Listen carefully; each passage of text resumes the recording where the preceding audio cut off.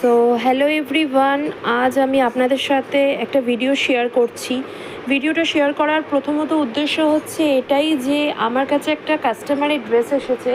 সে একটা সুইট ছোট্ট বোনের, তার কোনো পার্টি ওয়্যার ড্রেস, কোনো কাস্টমারের যখন পার্টি ওয়্যার ড্রেস আমাদের কাছে আসে আমরা তাকে বেস্ট অফ বেস্ট দেওয়ার চেষ্টা করি। কিন্তু এখানে এই বোনটার ড্রেসটা আমি জানি না ঠিক যে ব্যাপারটা বা ঘটনাটা কি ঘটেছে। এই ড্রেসটির একটি সমস্যা যেটা হচ্ছে ড্রেসটা তার গায়ের অনুযায়ী অনেক বড় মাপ, আর সে আগে এটাকে কারুর কাছে কাস্টমাইজ করিয়েছি কি না সেটাও আমি জানি না, অল্টারিং করিয়েছি কি না সেটাও আমি জানি না। কিন্তু আমার কাছে যখন ড্রেসটা এসেছিল তার কন্ডিশনটা ভীষণ খারাপ ছিল, যেটা হচ্ছে এই হচ্ছে সেই ড্রেসটির কন্ডিশন।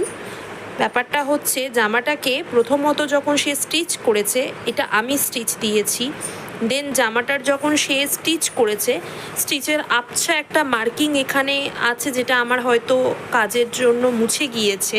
সে মার্কিংটা করার পরে জামাটাকে ঠিক এইভাবে কেটেছে। আমি প্রত্যেককে এই জিনিসটাই জানাতে চাই বা বলতে চাই, যদি তোমরা কারুর কাছে ড্রেস অল্টারিং বা কাস্টমাইজ করাতে দাও, প্লিজ এক্সট্রাক্স কাপড়টাকে সমানভাবে কাটার চেষ্টা করো। অ্যান্ড যদিও সেটাকে না তোমরা কিছু করতে পারো, কাস্টমারের ড্রেসটাকে এইভাবে খারাপ করো না। কেন অনেকটা আশা নিয়ে কেউ একটা ড্রেস কেনে কোনো একটা খুব স্পেশাল দিন বা কোনো স্পেশাল পার্টি পারপাসে পরার জন্য, সেই ড্রেসটিকে যদি লিটারালি এইভাবে কাটা হয়, যার আর্মহোলের ফিনিশিং একটা গিয়েছে এখানে আর একটা এখানে, যার কোনো সেট আপই নেই, মানে এর অর্ধাংশ এটাকে কেটে নেওয়া হয়েছে। আমি ঠিক বুঝতে পারছি না যে জামাটাকে এইভাবে কাটার উদ্দেশ্যটা কী। যদি তুমি অল্টারিংই করছো তাহলে তুমি এখানটা তোমার যতটা প্রয়োজন মেজারমেন্ট নিয়ে তুমি সেটাকে সেলাই করতেই পারো, সেটা কোনো ব্যাপার নয়। কিন্তু এক্সট্রা জামাটাকে এইভাবে কাটার কোনো মানে হয় না।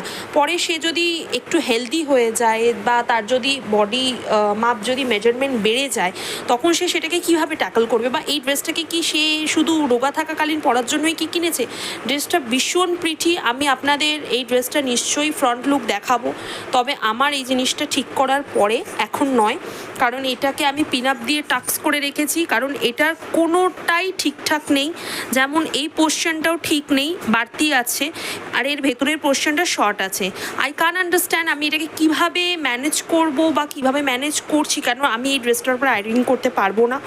আয়রন করলে এর মধ্যে যে কর্ডগুলো আছে সেই কর্ডগুলো গলে যাবে, যেহেতু এটা প্লাস্টিক বা লাইনিনের হতে পারে, আমি ঠিক জানি না।